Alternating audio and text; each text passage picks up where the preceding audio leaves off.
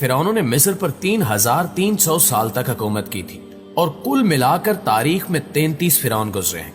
हर फिरौन को तकरीबन 100 साल तक इक्तिदार मिला था, जबकि हज़रत मूसा अलैहिस्सलाम के साथ आखिरी फिरौन का मुकाबला हुआ जो पानी में डूबा और इसके साथ ही फिरौनों का इक्तिदार भी डूब गया। इस तरह फिरौन खत्म हो गए और रेत ने उन महल्लात को ढांप लिया और फिर ये रेत के छोटे बड़े टीले बन गए। लेकिन हाल ही में फिरौन के महल के बारे में ऐसे हकायक सामने आए हैं जो हम सबको चौंका देने के लिए काफी हैं। आज की वीडियो में हम यही हकायक आपको बताने जा रहे हैं और साथ साथ आपको ये भी बताएंगे कि उसने अपना महल कैसे बनाया था और फिर उसका क्या हाल हुआ। नाज़रीन ग्रामी, हजरत मूसा अलैहिस्सलाम के वक्त का फिरौन बहुत जालिम हुक्मरान था और अपने गुरूर की वजह से खुद को खुदा कहलवाता था। मिस्र में उस वक्त दो कबाइल थे जिनमें एक नब्ती और दूसरा कुब्ती था। नब्ती बनी इसराइल थे और फिरौन को बताया गया कि बनी इसराइल में एक बच्चा पैदा होगा जो तेरी बादशाहत को ललकारेगा और तुझे और तेरे पैरोकारों को सफ़े हस्ती से मिटा देगा। चुनांचे फिरौन ने नब्तियों का कत्ल शुरू कर दिया, यहां तक कि उसी के लोगों को एहतजाज करना पड़ा कि अगर ये लोग मार दिए गए तो फिर हमारे काम काज कौन करेगा। लिहाजा ये कत्लेआम कम कर दिया गया और फिर वही बच्चा पैदा हुआ जिसने फिरौन का खात्मा करना था, और वो हजरत मूसा अलैहिस्सलाम थे जो उसके घर में ही पले बड़े। और फिर आप अलैहिस्सलाम को अल्लाह की जानिब से नबूवत से सरफराज किया गया ताकि आप उस खुदाई का दावा करने वाले फिरौन को बताएं कि अल्लाह बस एक है। नबूवत के मकाम पर सरफराज करने के बाद अल्लाह ताला ने हजरत मूसा अलैहिस्सलाम को हुक्म दिया कि जाओ जाकर फिरौन को नरमी से तौहीद की दावत दो, शायद कि वो राह रास्त पर आ जाए, और उसे बनी इसराइल पर मजालिम बंद करने की हिदायत दो और कहो कि वो उन्हें आजाद कर दे। ये हुक्म खुदाबंदी पाने के बाद हजरत मूसा अलैहिस्सलाम अपने भाई हजरत हारून अलैहिस्सलाम को लेकर पहले तो अपनी कौम के पास जाते हैं और उन्हें तसल्ली देकर कि इनकी आजमाइश के चंद ही दिन रह गए हैं, फिर फिरौन के दरबार में तबलीग हक के लिए जाते हैं। मूसा अलैहिस्सलाम उसे कहते हैं कि हम अल्लाह के पैगंबर हैं और तुम्हें खुदा को यकता मानने की दावत देते हैं। इस पर वो ठट्ठे करने लगा और कहने लगा कि खुदा तो मैं हूं। जिस पर मूसा अलैहिस्सलाम ने कहा कि खुदा वो है जो जिंदगी और मौत देने पर कादिर है। वो कहता है लो ये काम तो मैं भी करता हूँ। लिहाजा वो दो आदमी बुलाता है, कहता है इसे मैं जिंदा रखूंगा और दूसरे को मौत दूंगा। वो ऐसा ही करता है।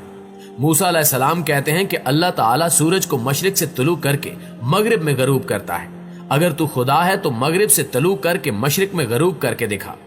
इस पर फिरौन लाजवाब हो जाता है और मूसा अलैहिस्सलाम से पूछता है कि पैगंबरों के हाथ तो मौजज़ात होते हैं, तो क्या कुछ तेरे पास भी हैं? वो मजाक कर रहा था। मूसा अलैहिस्सलाम ने अपना हाथ बगल में डाला, जिसे जब निकाला तो सूरज से ज्यादा चमक रहा था। फिर आसा जमीन पर डाला जो अजदहा बन गया। फिरौन ने कहा कि ये तो जादू है। फिर उसने कहा कि अच्छा फलां दिन आओ, मैं भी अपने जादूगरों को बुलाऊंगा, उनसे मुकाबला कर लेना। चुनांचे मुकर्रर दिन मुल्क के नामवर जादूगर आ गए और मूसा अलैहिस्सलाम भी पहुंच गए। फिरौन के जादूगर अपने साथ रस्सियां लाए थे और जब फिरौन के हुक्म पर उन्होंने वो जमीन पर फेंकी जो जादू के असर से सांप बनकर रेंगने लगी, तो मूसा अलैहिस्सलाम कदरे परेशान हुए। फौरन वही नाजिल हुई कि अपने आसा को जमीन पर फेंको। जब मूसा अलैहिस्सलाम ने आसा जमीन पर रखा तो वो एक बहुत बड़ा अजदहा बनकर जादूगरों के सांपों को निकल गया।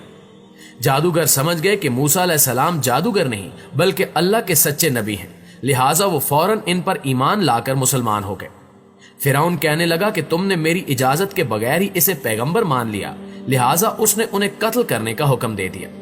हजरत मूसा अलैहिस्सलाम ने फिरौन और इसके दरबारियों को दावत तौहीद दी कि एक खुदा को मानो। फिरौन मजाक उड़ाता रहा और बिल आखिर जब हजरत मूसा अलैहिस्सलाम उससे तंग हुए तो बनी इसराइल को आजाद करने का कहा। वो नहीं मानता था। अल्लाह ने फिरौन और उसकी कौम पर मुख्तलिफ अजाब नाजिल फरमाए, जिनमें से एक पीने वाले पानी के खून बन जाने का था। ये लोग एक ही चश्मे से पानी लाते, जो ही कौम फिरौन के अफराद पानी पीने लगते तो वो खून बन जाता, जबकि बनी इसराइल के बर्तनों में वो आम पानी ही रहता। हत्ता कि वो बनी इसराइल से पानी मांगते, जो ही अपने बर्तन में डालते तो वो खून बन जाता। बिल आखिर तंग आकर फिरौन ने मूसा अलैहिस्सलाम का बनी इसराइल को आजाद करने का मुतालबा मान लिया, मगर फिरौन और फिरौनियों के दिलों पर शकावत और बदबख्ती की ऐसी मोहर लग चुकी थी कि फिर भी वो ईमान नहीं लाए और अपने कुफर पर अड़े रहे और हर मर्तबा अपना अहद तोड़ते रहे, यहां तक कि अल्लाह ताला के कहरो गजब का आखिरी अजाब आ गया कि फिरौन और उसके मुताबिन सब दरियाए नील में गर्क होकर हलाक हो गए और हमेशा के लिए खुदा की दुनिया इन अहद शिकनों और मरदूदों से पाको साफ हो गई اور یہ لوگ دنیا سے اس طرح نیست و نابود کر دیے گئے کہ روئے زمین پر ان کی قبروں اور محلوں کے نشان بھی باقی نہیں رہے۔ کہا جاتا ہے کہ فرعون نے اپنی خدائی ثابت کرنے کے لیے ہر قدم اٹھانے کا فیصلہ کر لیا تھا، اس لیے فرعون نے اپنے وزیر حامان کو محل تیار کرنے کا حکم دیا، ایسا محل جس کی مثال روئے زمین میں کہیں نہ ملے۔ لہٰذا فرعون کے حکم کے مطابق اس کے وزیر حامان نے اینٹوں کو پکانے اور چونا تیار کرنے کا عمل شروع کر دیا۔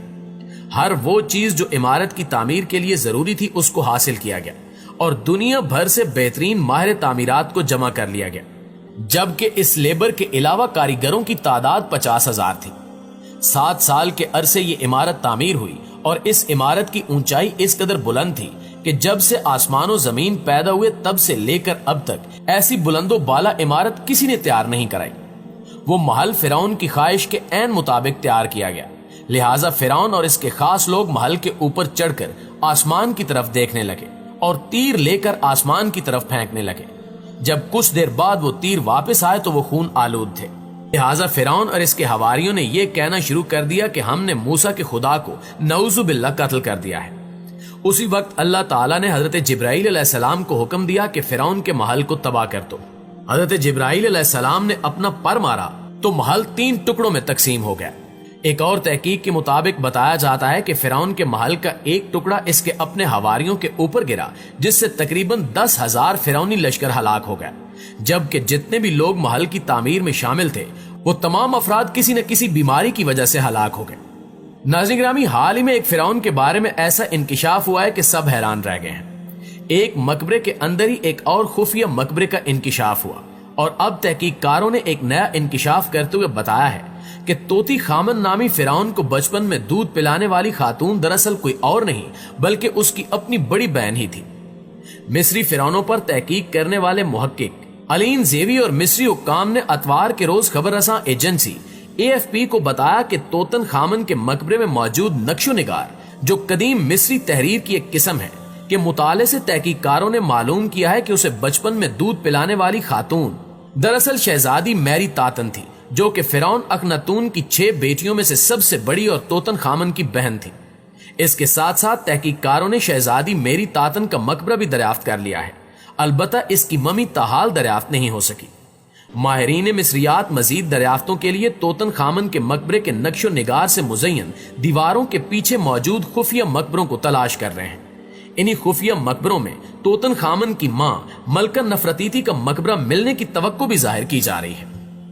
جی تو معزز دوستو، یہ تھی ہماری آج کی ویڈیو کیسی لگی کمنٹ کر کے ہمیں ضرور بتائیے گا۔ انشاءاللہ آپ سے ملاقات ہوتی ہے اگلی ویڈیو میں، تب تک اپنا خیال رکھیے۔ اللہ نگہبان۔